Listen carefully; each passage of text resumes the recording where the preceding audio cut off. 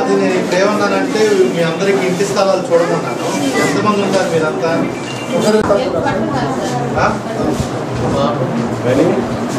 చూస్తారు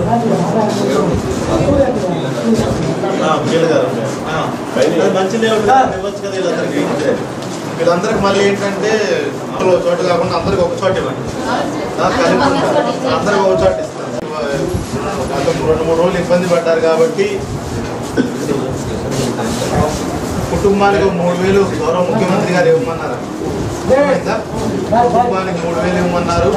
అదేవిధంగా మీకు సరుకులు అవన్నీ కూడా ఒక 25 కేజీలు 3,000 అవన్నీ కూడా ఇవ్వమన్నారు. అవన్నీ మీరు ఇస్తాం, తీసుకోండి. ఓకేనా? వర్షం పడ్డప్పుడల్లా మీరు ఇక్కడ ఇబ్బంది కదా, ఇంటి స్థలం చూస్తే అక్కడికి వెళ్ళి అందరికి ఒకే చోట ఇస్తారు. అక్కడ